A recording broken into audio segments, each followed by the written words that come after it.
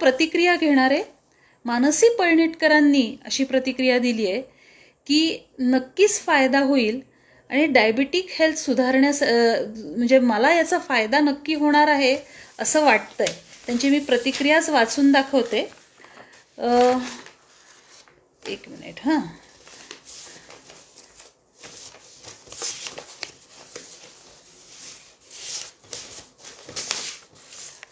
हे कुठे ग तुझं पेज ते ना. हां.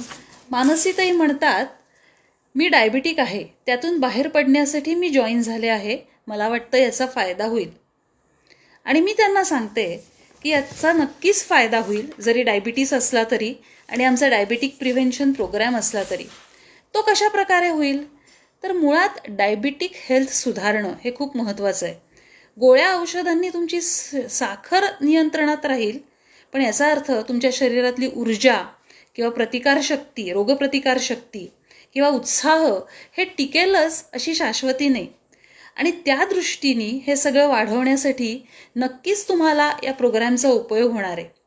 दुसरं म्हणजे कॉम्प्लिकेशन्स टाळण्यासाठी उपयोग होणार आहे. डायबिटीसमुळे जे उपद्रव होतात, डोळ्यांवर, किडनीजवर, नर्व्हजवर परिणाम होतो, हे टाळण्यासाठी नक्की या प्रिव्हेन्शन प्रोग्रॅमचा उपयोग होणार आहे. म्हणजे डायबिटीसपासून प्रिव्हेन्शन आणि डायबिटीसपासून होणाऱ्या दुष्परिणामांपासून प्रिव्हेन्शन अशा दोन्ही प्रकारे होऊ शकतो. शिवाय औषधांचे डोसेस मर्यादित राहावेत आणि त्यांचे साईड इफेक्ट्स जास्तीत जास्त कमी करता यावेत, या दृष्टीने सुद्धा तुम्हाला या प्रिव्हेन्शन प्रोग्रॅमचा उपयोग होणार आहे. आणि अनेकांमध्ये रिव्हर्सल पण शक्य आहे. खूप जणांमध्ये डायबिटीस रिव्हर्सल हे झालेलं आहे आणि त्या दृष्टीने सुद्धा आपल्याला प्रयत्न करता येतात. अन्यथा होतं काय, औषधही घेतली, डाएट पण केलं, व्यायाम पण केला, पण हवा तो उत्साह, हवी ती ऊर्जा आपल्यामध्ये नाही असं होतं. आणि त्या दृष्टीने तुम्हाला या प्रोग्रॅमचा उपयोग होईल असं मी नक्की सांगते. नंतर धनश्री शेजवलकर यांनी एक प्रश्न विचारलेला आहे की ताण आणि डायबिटीस याचा काही संबंध आहे का? धनश्रीताईंना मी असं सांगू इच्छिते, ताण आणि डायबिटीस, ताण आणि ब्लड प्रेशर एवढंच काय, ताण आणि कुठलाही आजार याचा अगदी परस्पर संबंध आहे, दृढ संबंध आहे. रक्तातली साखर ताणामुळे वाढते असं लक्षात आलंय आणि त्याला आपण स्ट्रेस डायबिटीस म्हणतो. यात होतं काय, अतिताणाने काही हॉर्मोन्स आपल्या शरीरामध्ये अधिक प्रमाणात सिक्रेट होतात आणि त्यामुळे ती जी हॉर्मोन्स आहेत ज्याला ती इन्शुलिनच्या कार्याला विरोध करतात आणि त्यामुळे रक्तातली साखर वाढते आणि म्हणून आपण स्ट्रेस डायबिटीस झाला असं म्हणतो. आणि त्यामुळे ताण आणि डायबिटीस याचा नक्कीच संबंध आहे असं मी म्हणेन. तिसरा प्रश्न असा सांगितलेला आहे, अजून एक ताणाविषयी सांगायचं म्हणजे आयुर्वेदाने सुद्धा अतिचिंता हे प्रमेहाचं म्हणजे डायबिटीसचं कारण सांगितलेलं आहे. अतिचिंतेमुळे वातदोष, पित्तदोष वाढतात आणि तुम्हाला प्रमेह निर्माण होतो असं आयुर्वेद म्हणतो. प्रमेह म्हणजे डायबिटीस हे मी माझ्या पहिल्या सेमिनारमध्ये पहिल्या वेबिनारमध्ये, जे मागच्या वेबिनारमध्ये सांगितलेलंच आहे. आता आधुनिक शास्त्रानुसार शुगर वाढली की शुगर कमी करणारी औषधं दिली जातात आणि ती देऊन सुद्धा जर ताण खूप जास्त असेल तर तात्पुरती शुगर खाली येते आणि परत वाढते किंवा खाली येत पण नाही.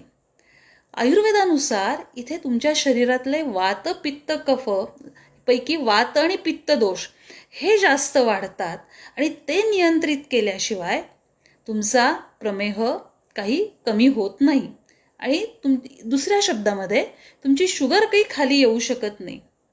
आणि त्यासाठी आयुर्वेदानुसार शुगर जेव्हा वाढते तेव्हा त्याच्यामागे कारण काय आहे किंवा प्रमेह व्याधी होतो त्यामागे कारण काय आहे ते कारण ओळखून ते दूर करणं आणि त्यानुसार जे काही शरीरामध्ये इम्बॅलन्स घडलेला आहे त्याचा उपचार करणं ही खरी डायबिटीसची किंवा प्रमेहाची चिकित्सा ठरते.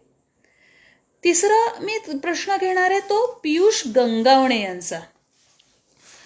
पियुष गंगावणे विचारतात की how to calculate blood sugar, average sugar. त्यांनी हा प्रश्न कमेंट बॉक्समध्ये टाकला होता. आपल्या ब्लडमध्ये किंवा रक्ताची जी HbA1c टेस्ट आपण करतो, ती HbA1c टेस्ट तुम्हाला आधीच्या 3 महिन्यात एकंदर तुमची शुगर काय होती हा आकडा दर्शवते आणि त्या आकड्यावरनं तुम्हाला ॲव्हरेज शुगर काढता येते. त्यासाठी HbA1c टेस्ट ही करणं महत्त्वाचं असतं. आता ही का करायची? मी तुम्हाला एक गंमत सांगते हां. काही डायबिटीसचे पेशंट्स असे मजेशीर असतात. मला येत्या रविवारी शुगर चेक करायची आहे ना किंवा शनिवारी चेक करायची आहे ना, तर ते मग मंगळवार बुधवारपासून स्ट्रिक्ट डाएट करायला लागतात आणि मग बऱ्याच वेळेला शुगरची व्हॅल्यू कमी येते किंवा चांगली येते. पण आधीचा काही काळ किंवा काही महिने त्यांनी मस्तपैकी गोड खाणं, हवं तसं खाणं, चैन केलेली असते.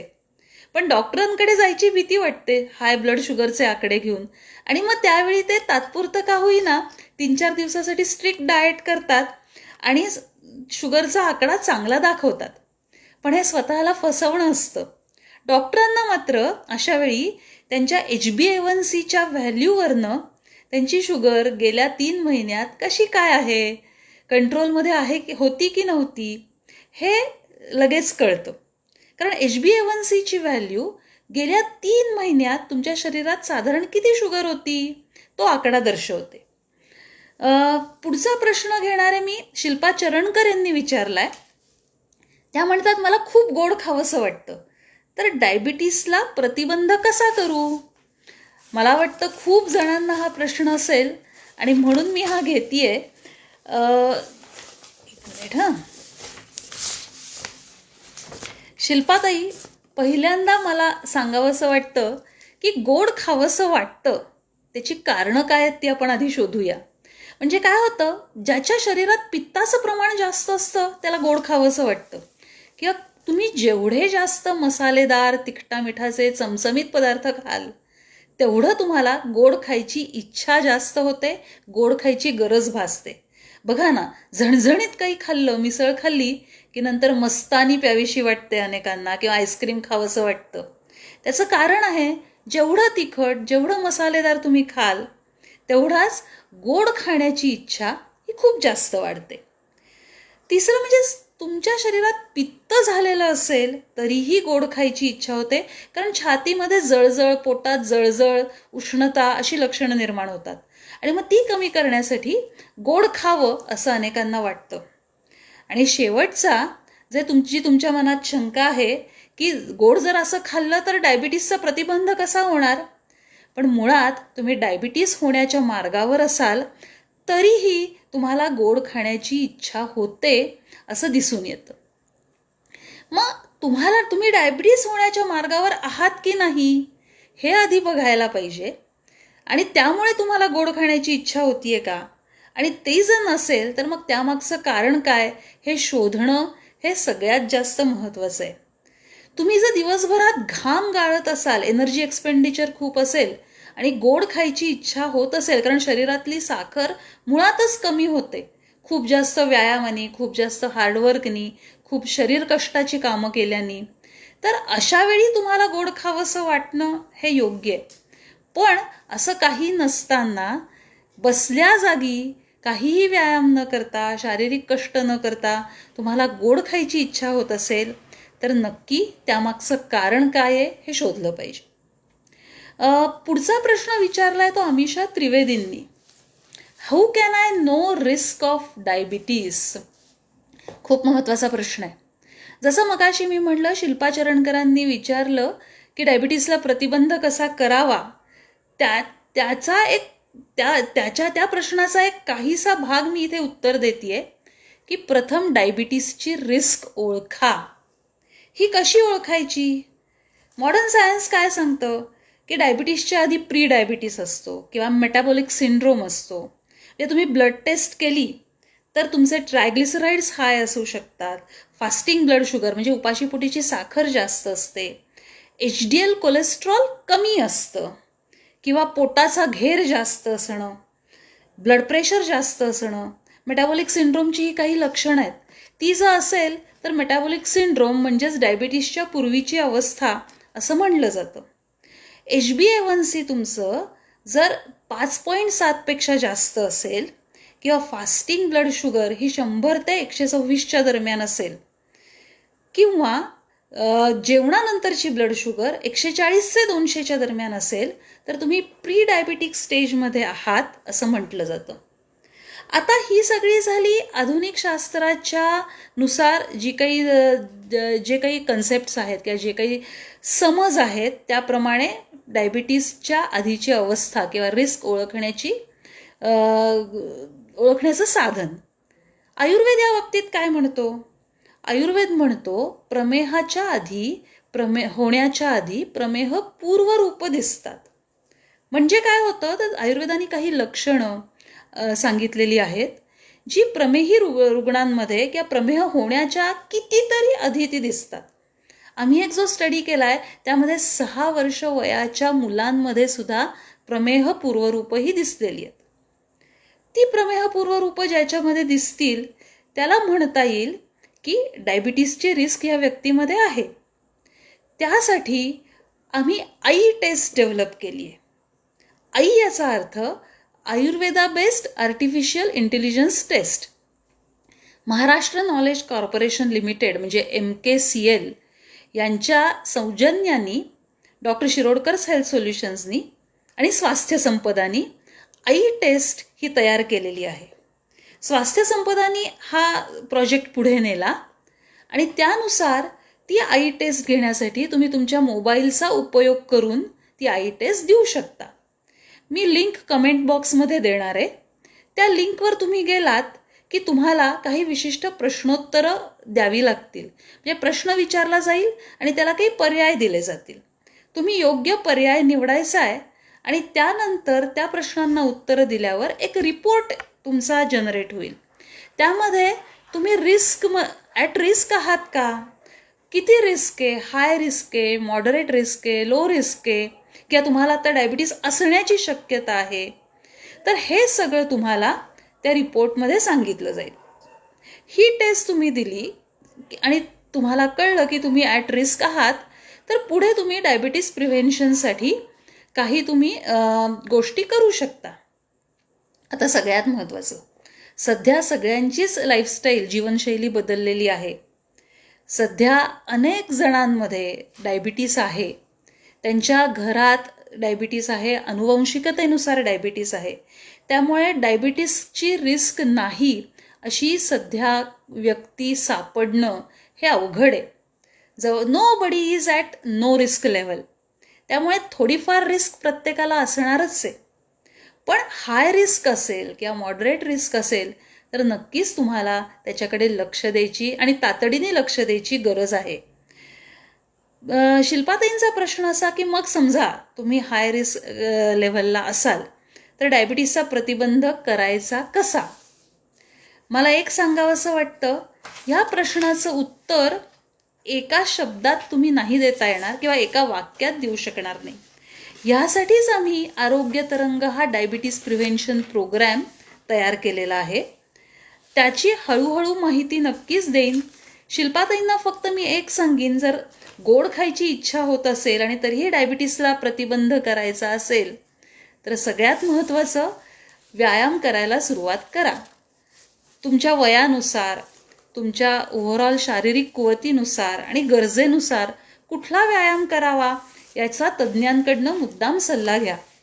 कारण एक नक्की की तुम्ही जसजसा व्यायाम करायला सुरुवात कराल तसतशी सतत भूक होणं किंवा गोड सतत खावंसं वाटणं हे आपोआपच कमी होणार आहे.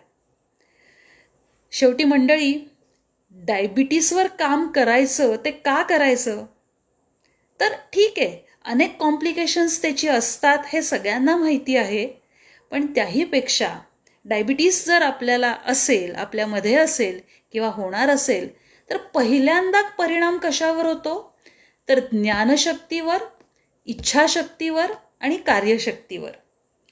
आयुर्वेदाच्या परिभाषेत सांगायचं झालं तर ज्ञानशक्ती कमी होणं म्हणजे सतत झोपाळूपणा किंवा तंद्रीत असणं, गुंगीत असणं किंवा समोर काय चाललंय त्याचं आकलन न होणं. ज्ञानशक्तीवर हे प्रमेहाचं लक्षण पूर्वरूप सांगितलंय, ज्ञानशक्तीवर परिणाम होणं. इच्छाशक्ती कमी होणं, म्हणजे काही करायची इच्छा कमी होणं. काही आता मला सांगितलं की हे एवढं काम करून ये, तर अंगात आळस भरलेला असणं, म्हणजे इच्छाशक्तीवर परिणाम झाला. तिसरी शक्ती आहे कार्यशक्ती. ज्याला डायबिटीस होणार आहे किंवा डायबिटीस झालेला आहे, त्याचं एक लक्षण सुश्रुताचार्यांनी खूप सुंदर वर्णन केलंय. सचापि गमनात स्थानम, स्थानात आसनमिच्छती, आसनात वृणुते शय्याम, शयनात स्वप्नमिच्छती. म्हणजे त्या व्यक्तीला वाटतं, जर तो समजा चालत असेल तर त्याला वाटतं जरा थोडा वेळ उभं राहावं. तो जर उभा असेल तर त्याला वाटतं अंमळ बसावं, आणि तो बसलेला असेल तर वाटतं अंमळ पडावं. म्हणजे त्याची जी कार्यशक्ती आहे तीच कमी होऊन जाते. क्वालिटी ऑफ हेल्थ बिघडते, इम्युनिटी बिघडते आणि त्याचा परिणाम फर्टिलिटीवर पण होतो. जसं मी सांगितलं, आज अनेक तरुणांमध्ये डायबिटीस दिसतोय, आणि तारुण्य म्हणजे सौंदर्य आणि शरीरसौष्ठव हे लक्षणे हे खूप मोठ्या प्रमाणावर एफेक्ट होतं. 40शीतली व्यक्ती 50 वर्षाची दिसायला लागते, किंवा 30शीतली 25शीतली व्यक्ती ही 35-40ची दिसायला लागते. याच्यातच सगळं नाही का आलं? आणि हे होऊ नये असं वाटत असेल तर डायबिटीस होण्याची वाट बघू नका. डायबिटीसची रिस्क वेळीच ओळखा आणि त्याचा प्रतिबंध करा. आपण पुन्हा भेटणार आहोत पुढच्या बुधवारी 8:45 वाजता. थोड्याशा तांत्रिक अडचणींमुळे आम्हाला जरा थोडासा उशीर झाला, पण आपण निश्चित भेटणार आहोत प्रत्येक बुधवारी 8:45 वाजता. तुमचे जर काही प्रश्न असतील तर जरूर कमेंट बॉक्समध्ये लिहा. मी त्याची उत्तरं देण्याचा प्रयत्न करते.